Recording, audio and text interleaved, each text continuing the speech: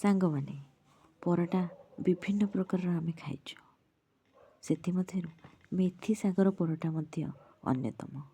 ଆପଣମାନେ ନିଶ୍ଚୟ ଖାଇଥିବେ, ମୁଁ ମଧ୍ୟ ଖାଇଛି। ଚାଲନ୍ତୁ ଆଜି ଆମେ ମେଥି ଶାଗର ପରଟା ବନେଇବା। କମ୍ ସମୟରେ ଏହାକୁ ଆପଣମାନେ ନିଜେ ଘରେ ବନେଇ ପାରିବେ ଏବଂ ବହୁତ ସ୍ୱାଦିଷ୍ଟ ଲାଗିବ। ପ୍ରଥମେ ତ ସାନ ମଲ୍ଟି କ୍ରିଏସନ୍କୁ ଆପଣମାନଙ୍କୁ ଢେର ସାରା ସ୍ୱାଗତ। ଚାଲନ୍ତୁ ପ୍ରଥମତଃ ମେଥି ଏବଂ ତାପରେ ଆବଶ୍ୟକ ମୁତାବକ ଅଟା ନେଇ ସେଥିରେ କଟା ହୋଇଥିବା ମେଥିକୁ ଆମେ ପକାଇଦେବା ଏବଂ ତାପରେ ହଳଦୀ ଗୁଣ୍ଡ, ଲୁଣ, ଲଙ୍କାଗୁଣ୍ଡ, ଜିରା ପକାଇ ଭଲ ଭାବରେ ପାଣି ଦେଇକି ତାକୁ ଆମେ ଚକଟିବା। ଚକଟା ପ୍ରସ୍ତୁତ ହୋଇଗଲା ଏବଂ ଆମେ ସେଥିରେ କିଛି ତେଲ ଆଡ଼୍ କରିକି ତାକୁ ଆମେ 2ରୁ 3 ମିନିଟ୍ ତାକୁ ଘୋଡ଼େଇକି ରଖିଦେବା। ଡୋଟିକୁ 2ରୁ 3 ମିନିଟ୍ ପରେ ମୁଁ ବର୍ତ୍ତମାନ ତାକୁ ଗୋଲା କରୁଛି ଏବଂ ବଡ଼ ସାଇଜ୍ର ହଉ ମିଡ଼ିୟମ୍ ସାଇଜ୍ର ହଉ ଗୋଲା କରିବା ପରେ ମୁଁ ବର୍ତ୍ତମାନ ତାକୁ ଟ୍ରାୟାଙ୍ଗଲ୍ ସେପ୍ରେ ପରଟାଟି ବନାଉଛି। ଆପଣମାନେ ଯେକୌଣସି ସେପ୍ରେ ପରଟାଟିକୁ ବନେଇ ପାରିବେ। ତେଣୁ ପ୍ରଥମେ ମୁଁ ତା ଦେହରେ କିଛି ତେଲ ଆଡ଼୍ କରିଦେଲି ତାକି ଯେତେବେଳେ ଆମେ ସେକିବା ସେ ଭିତରୁ ମଧ୍ୟ ଭଲ ଭାବରେ ଫୁଲି ପାରିବ। ତେଣୁ ମୁଁ ତା ଦେହରେ କିଛି ତେଲ ଆଡ଼୍ କଲି ଏବଂ ବେଲିବା ଷ୍ଟାର୍ଟ କଲେ। ଆପଣମାନେ ଏହାକୁ ଅତି କମ୍ ସମୟରେ ଘରେ ନିଜେ ବନେଇକି ଖାଇପାରିବେ ଏବଂ ଅନ୍ୟମାନଙ୍କୁ ମଧ୍ୟ ଖୁଆଇପାରିବେ। ଦେଖନ୍ତୁ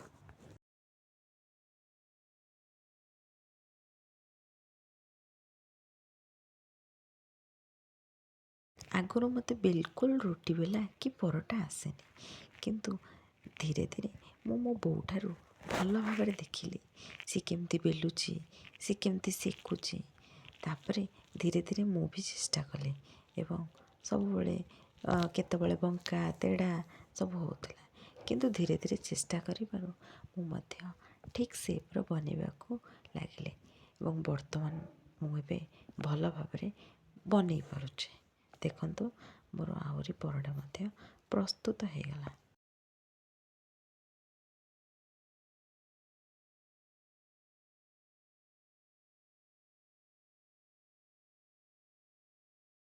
ଦେଖନ୍ତୁ ଏଇ ସେପ୍ରେ ମୁଁ ପରଟା ଗୁଡ଼ିକୁ ବେଲିଛି। ବର୍ତ୍ତମାନ ମୁଁ ଗୋଟିଏ ତାୱା ବସେଇ ଏହାକୁ ଭଲ ଭାବରେ ସେକିବି। ତାକୁ 2ରୁ 3 ମିନିଟ୍ ମୁଁ ଏପଟ ସେପଟ କଲି। ତା ଦେହରେ ମୁଁ କିଛି ତେଲ ମଧ୍ୟ ଆଡ଼୍ କରିକି ଭଲ ଭାବରେ ସେକିଲି ତାକି ସେ ଭଲ ଭାବରେ ଫୁଲିବ ଏବଂ ଭିତରୁ ନରମ ରହିବ। ତେଣୁ ଦେଖନ୍ତୁ ମୋର ପରଟା ଭଲ ଭାବରେ ଫୁଲିଲାଣି।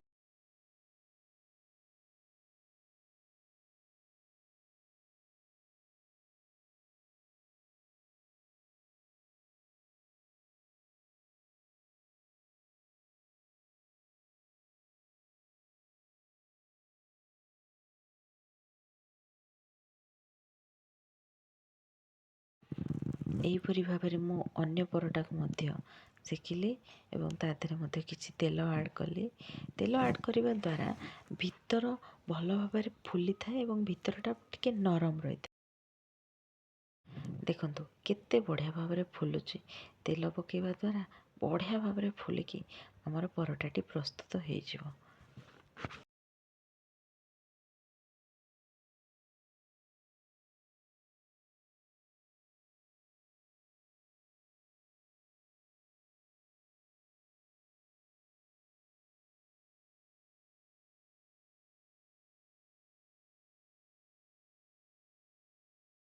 ଦେଖନ୍ତୁ ପ୍ରସ୍ତୁତ ହୋଇଗଲା ଆମର ମେଥି ଶାଗର ପରଟା। ମୋର ବିଶ୍ୱାସ ଆପଣମାନଙ୍କୁ ଭିଡ଼ିଓଟି ଭଲ ଲାଗିଥିବ। ଯଦି ଭଲ ଲାଗିଛି ତେଣୁ ଲାଇକ୍ ଟିକେ କରିବେ, ସେୟାର କରିବେ, ସବସ୍କ୍ରାଇବ୍ କରିବାକୁ କିନ୍ତୁ ଭୁଲିବେ ନାହିଁ। ରହିଲି, ନମସ୍କାର, ଜୟ ଜଗନ୍ନାଥ।